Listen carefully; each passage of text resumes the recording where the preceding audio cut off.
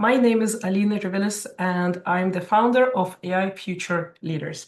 Today, we are speaking with Evgeniy Kharam. He is a cybersecurity expert. He is also an advisor and an author who helps technical teams turn complex security work into clear business outcomes.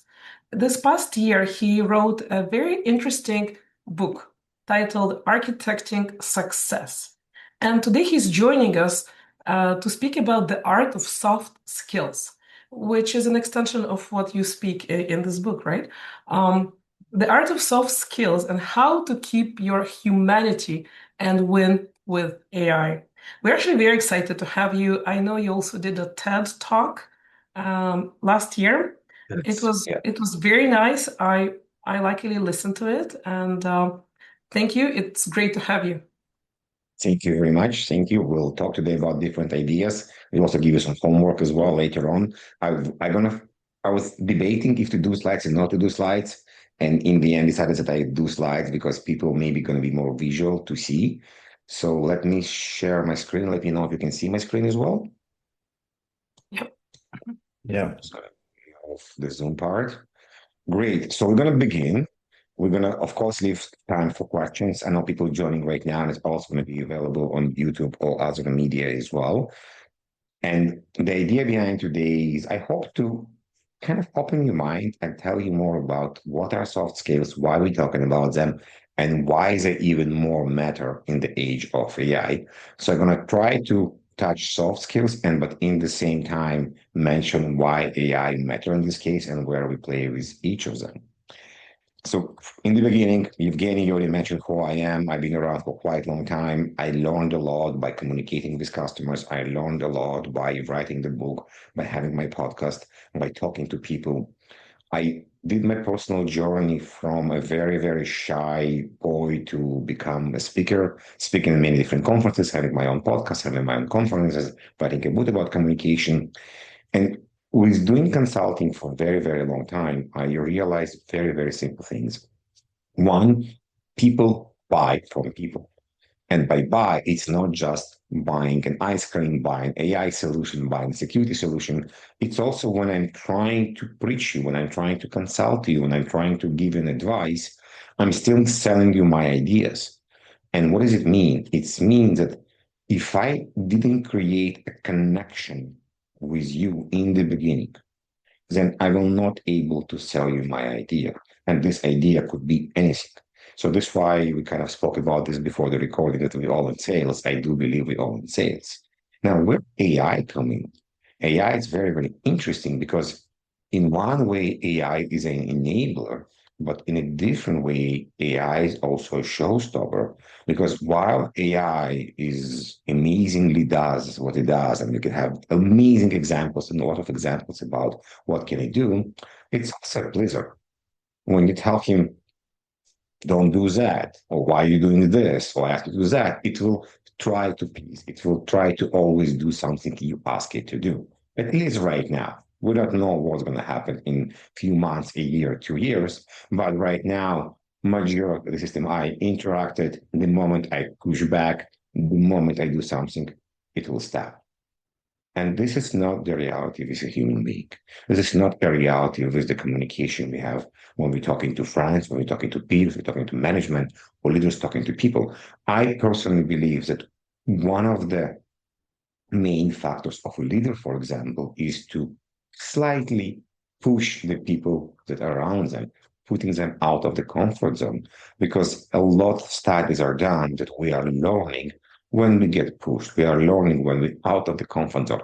We are learning out of necessity.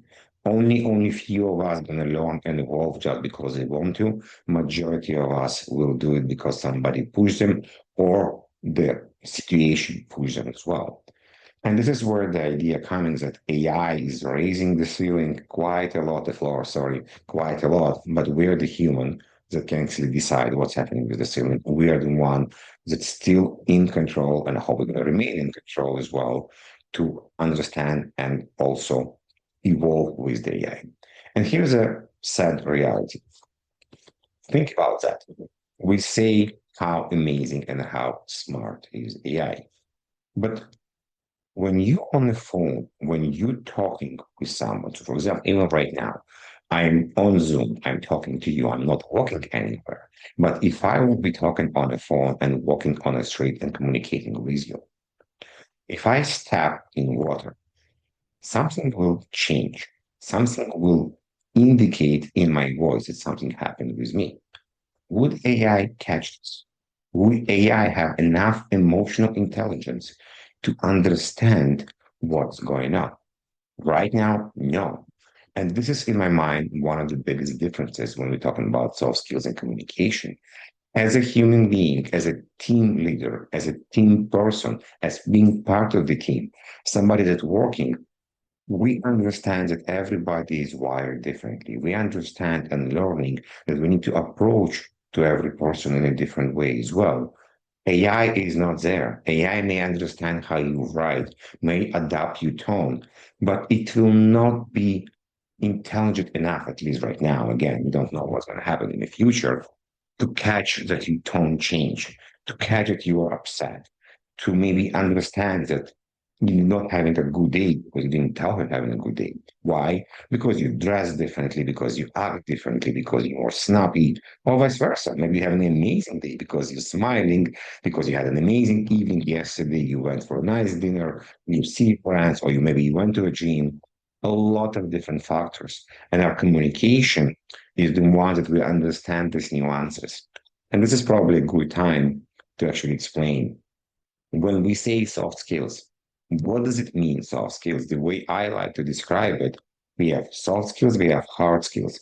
Hard skills is where we expect the same answer every time we ask the question. So mathematics, chemistry, majority of the cases, mechanics, physics, it's all going to be hard skills. Programming, in majority of the time, we expect the same answer as well. With soft skills is a bit different with soft skills, and you can see the list right now on the screen right now, there's a lot of variety. There's a lot of things that may happen and may change as well. And this is very important because it means that depend on your mood, depend on what's happening, something may change. And this become the way we can communicate, and this become the way we can change and adapt to the people. I kind of highlight few of them here because we're going to talk more in depth about them right now. And the list is quite big. And some people say, oh, we don't like the term soft skills. We want to talk about people skills, leadership skills, communication skills. And it's, in my mind, part of all this because not everything is leadership, not everything is communications. There are some things that are related or become an equation of soft skills that are basically putting everywhere.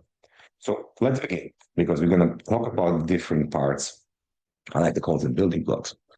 But the most at the beginning is important is the idea of emotional intelligence. And this comes in many ways or forms. Sometimes we tell people, oh, we're not empathetic enough. You're not asking me the right question. This could be not just at work. This could be at relationship as well. But think about that. From my perspective, we are starting from curiosity. If I'm not curious enough about the topic, if I'm not curious enough about your project, if I'm not curious enough about your feelings, about what you want to say, I'm not going to go to the next step, even to have active listening. And if I'm not curious enough to have active listening because I care what you want to say, I'm not going to go to empathy. Empathy is almost the next level. But the moment I cross curiosity, active listening, empathy, now I'm building connections. In so many different cases, I see I'm talking to someone, or even myself in many cases. I'm not listening to the person because I am preparing my answer when the person is talking. And I myself catching myself many times, like, oh, what I'm doing right now. I'm not actually listening. I may miss something. This person will tell me that will be very important and it may change the way I answer. But because I want to answer really well, I'm thinking about this part.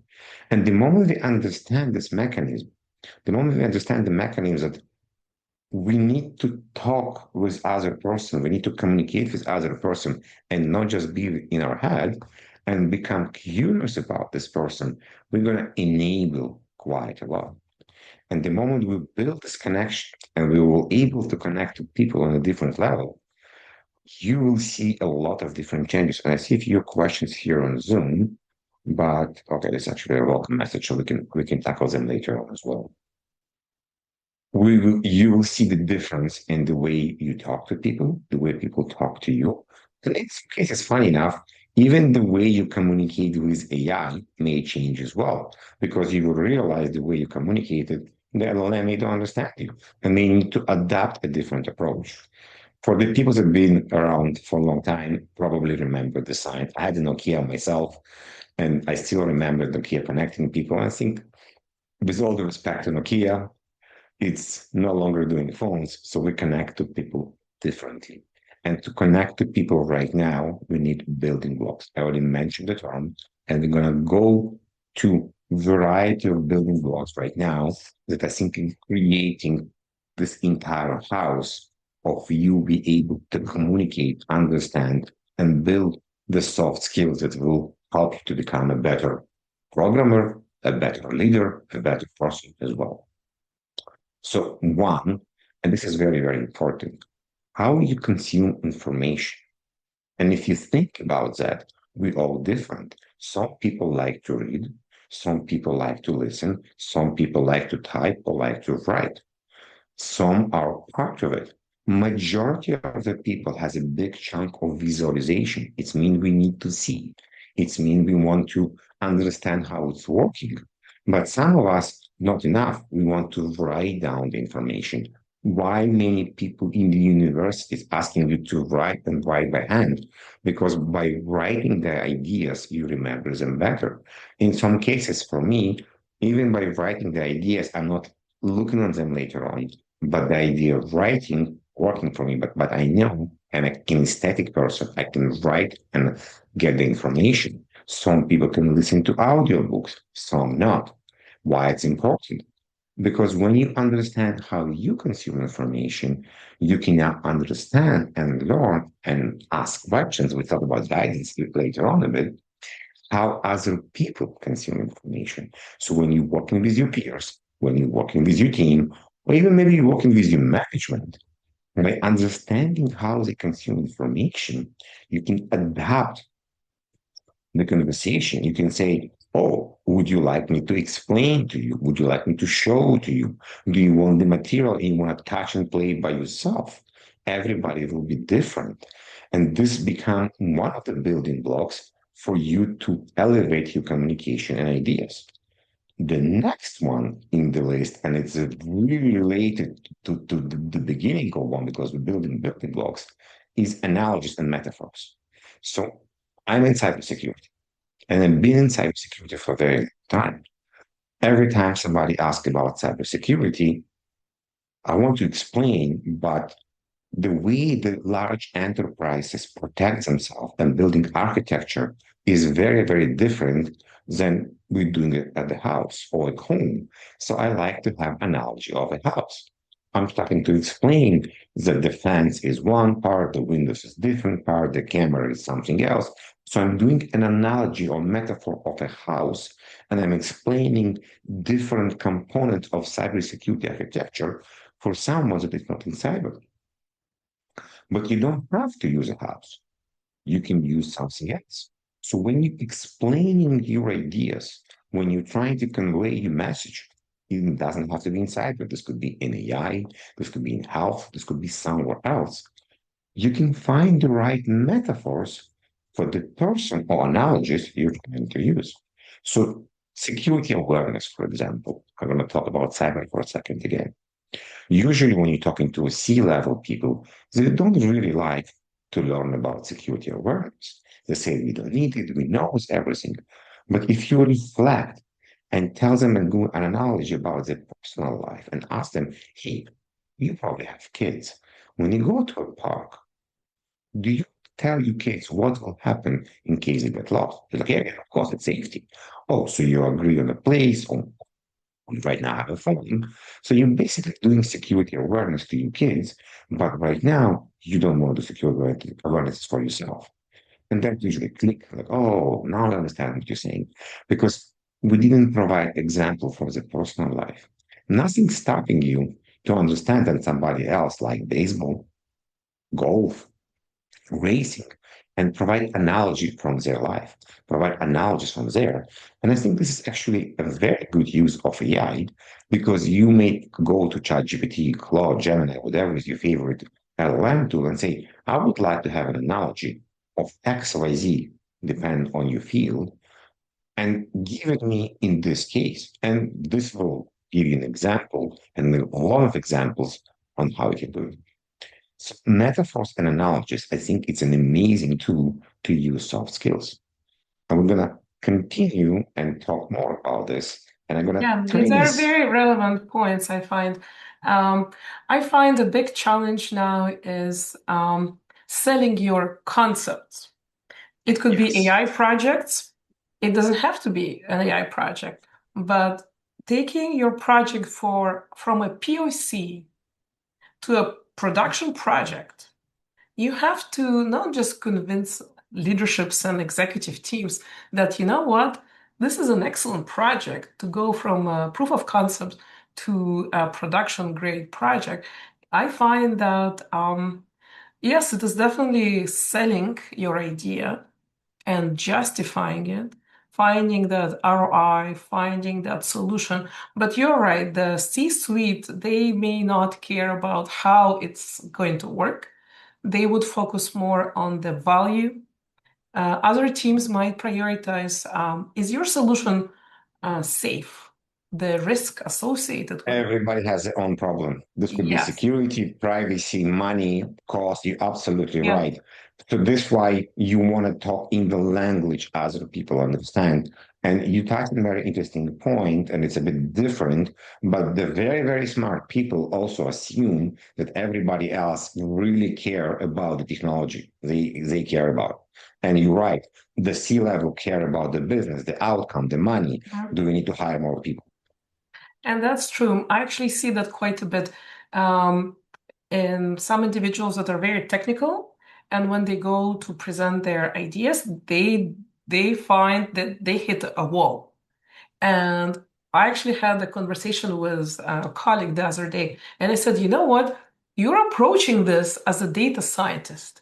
You started with the technology, with the models and how it's actually going to work, but your audience, which is a VP and up audience, they didn't care for that. They wanted to know, are we solving a business problem? Yes. How much it's going to cost? Are we inflating our risk? Can you do it safely? And how long is it going to take end to end? They may not care that all the nuances. They just want to know at the high level, is it going to be 3 to 6 months? Or can you do it in a couple days? And that's a very common conversation that I have actually. The best analogy here is when you eat the sausage, you not always care how it's made. You just want to know if it's good and you like it. You know, some people will care, but majority of the people will just want the sausage and to eat it. If you eat meat, okay, if you eat something else, different. And yeah, you're right. Depending on who you are, depending on what you're happening, going to be different ideas. So I'm going to move on and talk about other building blocks, and they are related to actually presenting your ideas or in general, because in many cases, you have ideas in your head and you want to communicate your ideas and you may be afraid to speak up. And this could be being part of the team, or potentially you become a team lead, or you now need to go and present your ideas on stage. There's a variety of topics when we need to present your ideas, and the fear will come in. And the question here is fear good and bad? And I guess it's all depend. If you see a kitty cat on the street, or like here, you probably say this is all good, and I think it's fine. It's actually my sister cat. But if you see a lion on the street, you probably will be afraid. So the fear, and if it's a good or bad, it really depends on the situation. There are some cases the fear is good. There are some cases the fear is not very good. And the interesting part, if we will look on the research, we will find out that fear and excitement are very, very close to each other, almost like hate and love in some cases. And we have a very similar mechanism going on in our body during fear and excitement. We have a bit of a heart racing. We are potentially not sure what's happening. And for the people that are watching right now with us, let's give an analogy of kids, for example. When you want to put a child on a swing or on a ride first time, and they're going down the ride and they're very, very afraid and scared, and they will be afraid until one time they're going on a slide, and momentarily they change from fear to excitement because right now they know the outcome. And where I'm going with this is the difference between fear and excitement is with excitement, you know the outcome. With the fear, you don't know the outcome. So the child that never went on a slide doesn't know the outcome. The moment they know the outcome, they're going again. If you want to go to your manager, to your leader and ask for a raise, if you knew you're going to get the raise, you're probably going to be excited. But if you don't know you're going to get the raise, you're going to be probably scared. And there's many examples in this case. And where I'm going with this, we can actually transform fear to excitement. How? Because in some cases, this fear is not very real. What I mean by this, you're actually excited. So, for example, when I started to present, I will present to 2 people, 3 people, 4 people, I will be okay. The moment I present to 10 people, I see I'm getting scared. And then I started to realize, am I scared or am I excited? Because it's a new audience, bigger stage, bigger stakes. So slowly, I notice what's happening with my body and what's going on. And I was able to teach myself that most of the time when I'm scared, it's because I'm trying something new. When I did TEDx, I was extremely scared. I never done something like this. I knew it will be filmed. I knew it will be later on TEDx platform. So there was a lot of going on in my mind, but at the same time, I knew I was very excited because it was something I did first time. And I'll explain in a second how we can work with this even more because it's very hard when you're anxious, when you're scared, to just go and flip the switch. So I'll give you an example here, and I'm going to stop. What do you guys think you see here? For people that see, we see a heart rate, and this is a heart rate from a skier that won six Olympic gold medals. So I'm wondering, for people that are listening to us right now, what do you think we see here? Any ideas? And why? I mean, what is the situation? Anybody wants to try? No idea. So I'll explain. Probably majority of the people thinking this person is about to go and do downhill skiing. No, this person is about to propose to his future wife. And you can see this moment, his heart rate went to 175. So this person is a high-end athlete that basically won 6 Olympic gold medal. But in the moment of unclarity, of the moment of uncertainty, because he didn't know the outcome, if she will say yes, his heart rate jumped to 175 and slowly went down. And the reason I'm showing this, because when we don't know, when we're scared, we have so much going on in our body. And because we're talking to a technical people, I like to give the idea of a CPU. So think about that. You want to do something. You can present your ideas or go speak in a public speaking, a lot of different parts. What's happening is your body in your mind is your CPU going 100%. Think about you have like 55 tabs in your Chrome, Firefox, Edge, and they're all firing at the same time. You completely max out on your mental CPU. And when I'm telling you, oh, you should translate fear to excitement, it's not going to work. You just don't have enough CPU there. And you're not able to think about how you breathe, not able to think how to talk, how to use your tone, how to present your ideas, because all your mind going about fear, what is it don't like my idea, what is it don't understand me, what if you forget the technical information, and gazillions of other stuff. So what we can do to actually make it better. We're going to use a mechanism that we have in our body that don't we need to pay and not AI related. We're going to use breathing. And this is very, very interesting because when we slow down our breathing, we actually impacting our heart rate. They're directly connected. And when we slowing down our heart rate, we also relaxing our mind. So what we can do, we can manipulate our heart rate, our mind to slow down. And when we slow down, our CPU, the mental CPU, will slow down as well. And it will provide clarity. It will provide more awareness about what's going on.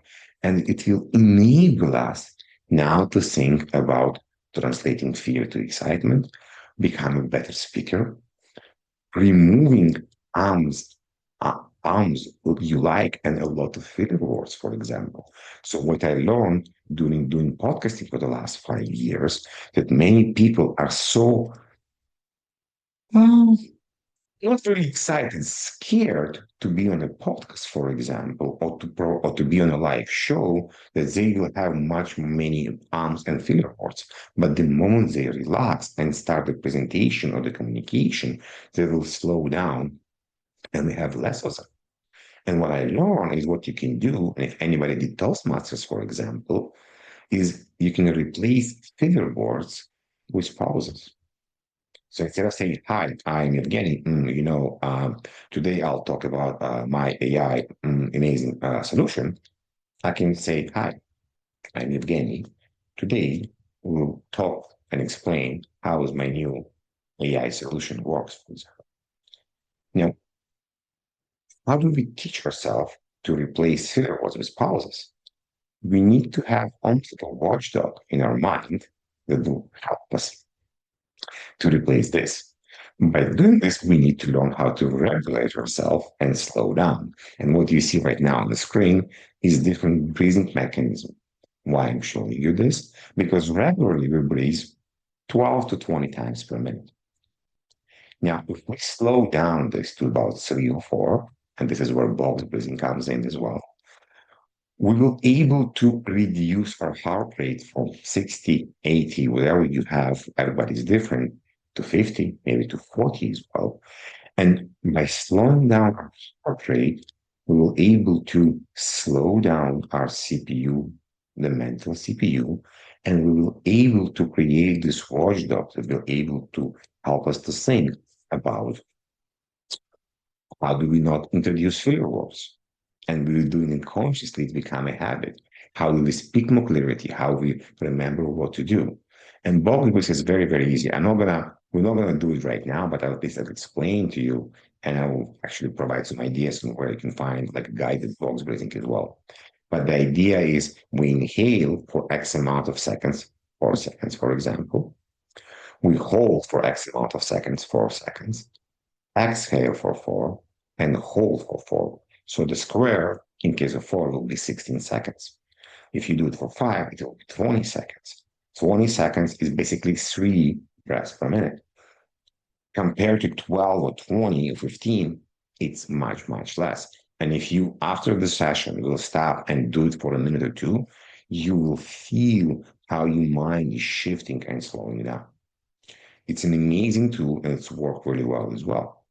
Now, for you, the ones that want to go to the next level and become even better speaker, I definitely suggest to work with recording, to record yourself, analyze what you're doing, see how many hours you have, which one you have, which filler word you're using as well. And in the beginning, unfortunately, most of us not gonna like their voice. I hated my voice in the beginning. It took me about 6 months to be okay with my voice. Just take it as it is. You're not gonna like your voice. The way we speak and the way we record and listen to ourselves as well is way different. We're gonna move to next building block, and this is your home setup. Unfortunately, right now we lost the ability, or not lost, but almost lost the ability to have one-on-one or team meeting face-to-face. Majority of us work remotely, and by working remotely, it means we need to adapt differently. And I mentioned in the beginning about personal connection. To build personal connection, you need to look into the camera. So right now I have a camera right in front of me, In many cases, I use teleprompter. Right now, I just have a camera in front of my slides. That's why I'm looking right into you. But in many cases, people are going to look on a different camera. So for example, this is my home setup. I have a teleprompter in the middle. Well, right now, I just removed it, but I have my laptop on the left. So if I look on the left, there's another camera. I will still going to see you and see the presentation. But right now, you see side of my face. And in many cases, I will be in a team call with people, and some go without camera at all, and some will look somewhere else. So they see me, but guess what? I don't see them, or I see half of them. Even to the point, if you think about that, if you're looking in your screen on your laptop, if you're looking into the people's eyes, so right now you see my forehead, but if I had a laptop in front of me, I'll see your eyes. So I see your eyes, but you see my forehead. We don't having an eye connection. Now I'm looking back into the camera. We have an eye connection because if you and me will be sitting down in an office in a room and talking one on one, we will look in each other's eyes in majority of the cases. So this is small little ideas that you can adapt. You can also adapt and understand how does your background look like. Do you have lights? Where is your window? Do you use a virtual background? Or maybe you can have a green screen behind you to have an improving your virtual background. There's a lot of small nuances that can make you as a team, as a part of the team or team leader or leadership much better. Can you use a professional microphone? Can you use a better microphone that's going to remove echo or maybe remove noise? My microphone is have a very good noise cancellation. It's a directional microphone. So even if my kid is going to run around or something happen on the street, you're not able to hear it. For me, it's important because I don't want to disturb people when I'm talking to them. I want them to have a connection with. Next building block. Next building blocks, and by the way, we're almost done with the building blocks, is teamwork. How often you do lunch and learn, how often you present to the team, how often you let the team communicate their ideas on what can be done, how often after somebody presented or you did something, you did a review and you understand what's happening. So depending on your position, are you part of the team? Are you leading the team? But even if you're part of the team, what's stopping you to say, guys, girls, why would we do lunch and learn? Why would somebody present their ideas, present a project? We'll practice, we'll provide feedback, we'll play some games, because all these small ideas will help you enable. And it's a safe place also to provide feedback because many of us need to talk to the customers as well.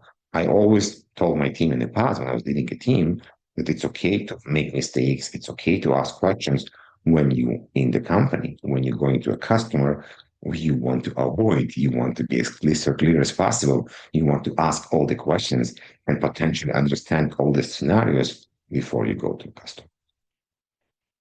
Where are we going with this? In the era of AI, we basically have the ability to use the soft skills even more because AI will give us some parts, but AI will not give other parts. Many people now go to AI for coaching, and AI will give them fast answers, but it's not always going to be human answers. So I personally believe that people are going to accelerate is the people that understand other people better and understand this communication better as well.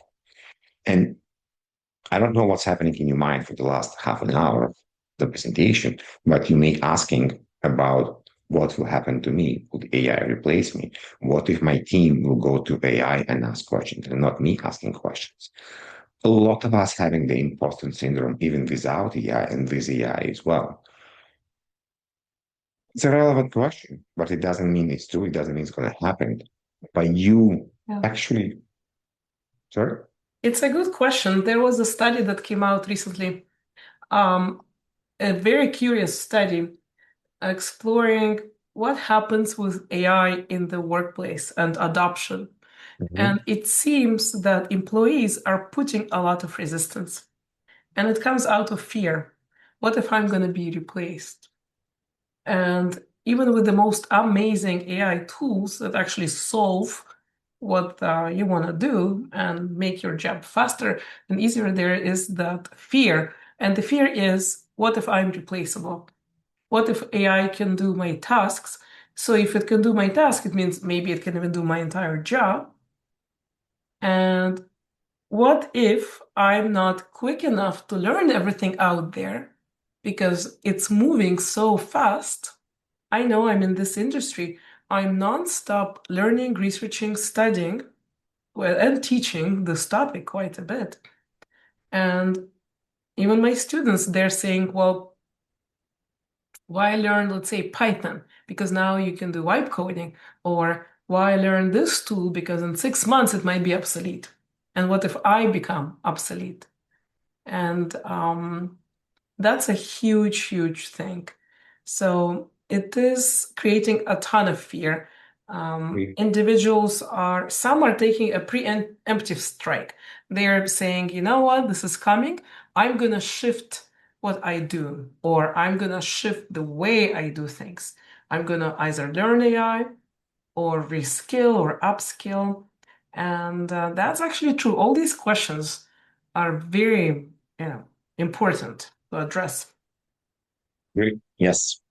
And my feedback here is it happened in the past, when horses came, robots came, people thinking about this. So learn to elevate yourself, learn to understand what can you do. It doesn't mean it's done. And we're almost done, but some of the things that think about AI is here to enable you in one part, but it's not going to push you. You as a human being have the ability to see the bigger picture because AI only see what you give it to her, the data it has, and you as a human being can see much more, have a different reflection on the idea sometimes. And also you have the ability to enable and push people and develop people. And I think AI is there right now. So the ability to work with people is definitely important. And to summarize here, there's a couple of building blocks. We spoke about them today, and I'm going to leave you with a few questions that you can take a screenshot or ask the information later on about basically what's important to you. What did you took from here? What do you need to change? What are you missing? What do you think is required for you? Or maybe you are familiar and well know all the building blocks we spoke about them today.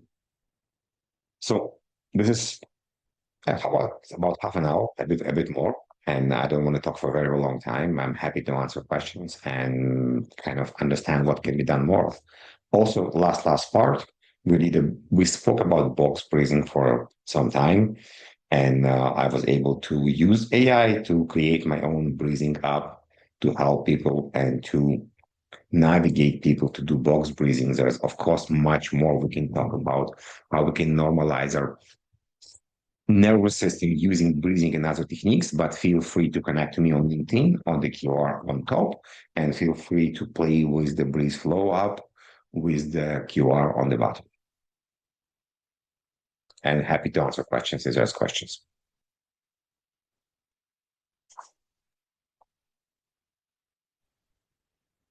We can also have a discussion at this time.